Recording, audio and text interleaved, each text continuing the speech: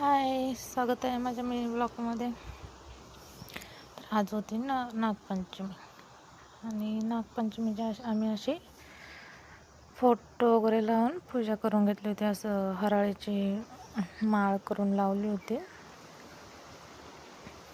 तुमच्याकडे पण कशी पद्धत आहे नक्की सांगा. त्यानंतर माझ्या मुलीने